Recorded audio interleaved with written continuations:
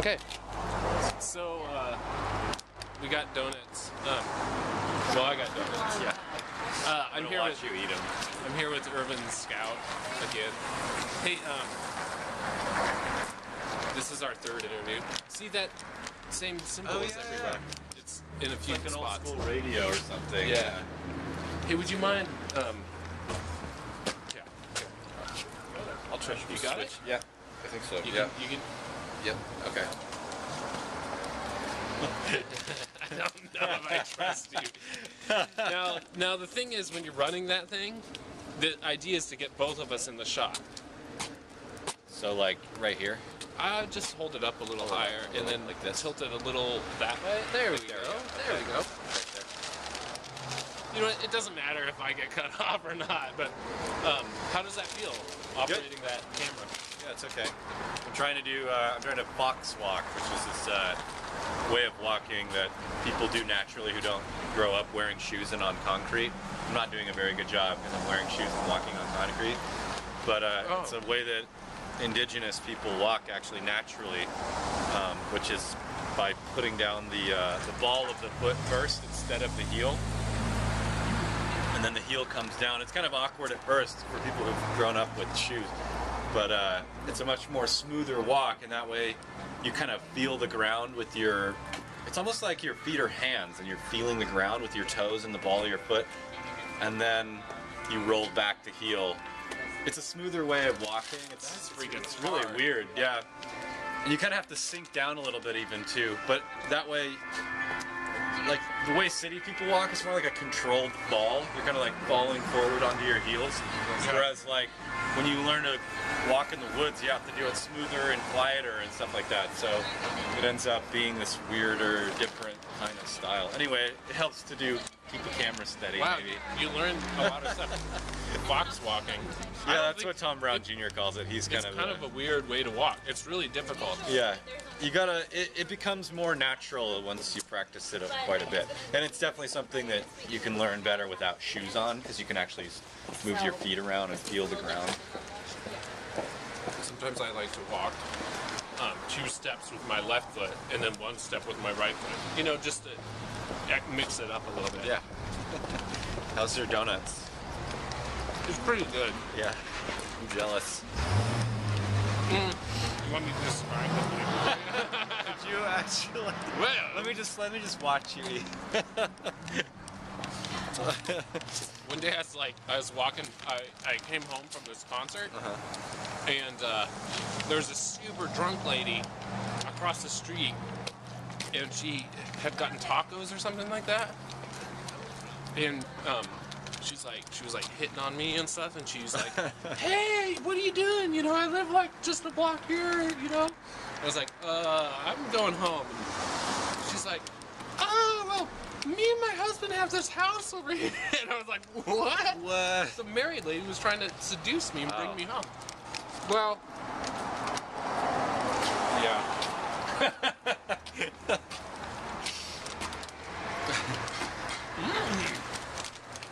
It's getting kind of heavy, man. Oh, you can adjust it. You can like play with Could it. I kind of lower it a little, or do I need to whatever keep you it want. like up this way, or? With those. What's that place? No, it's like a vegetable store. This is kind of the vegan strip right here.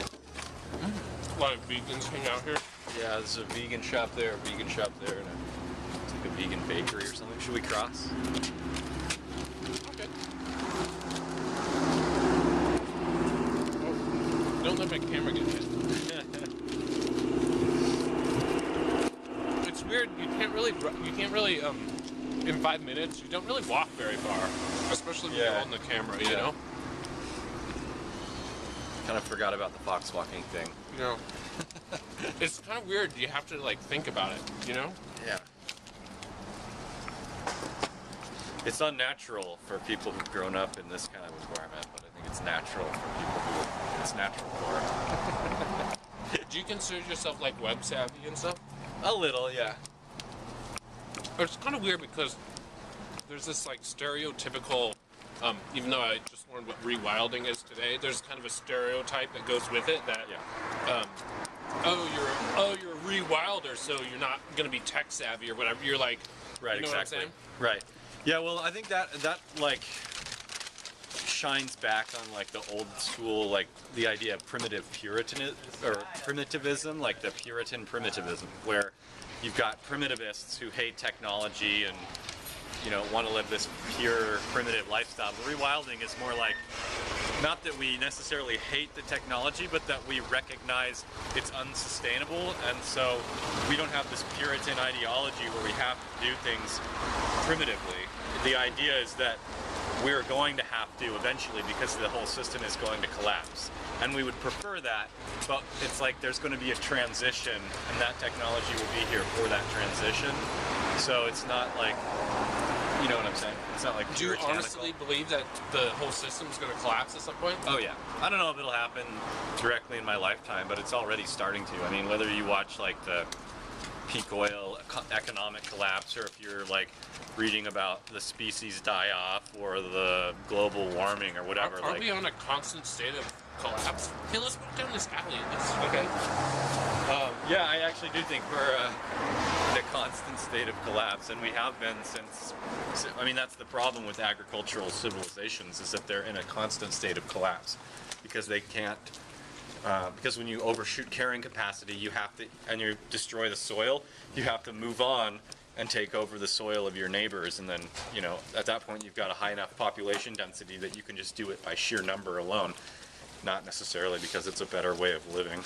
Oh look, there's some raccoon tracks. Oh, that's cool. Can I film that somehow?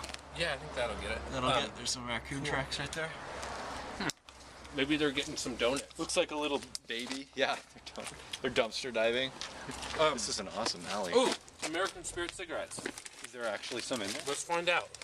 No. No. But there could be an association. The a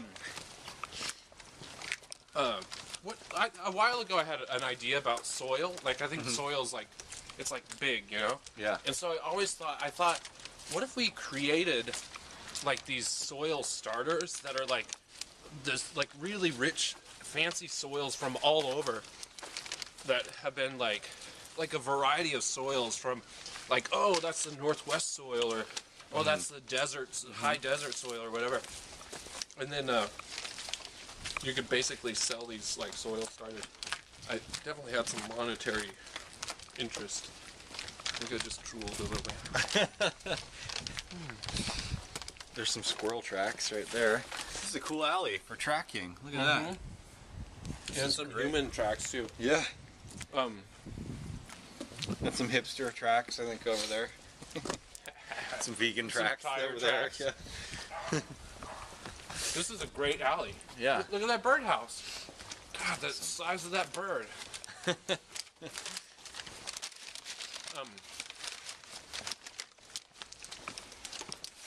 is that thing?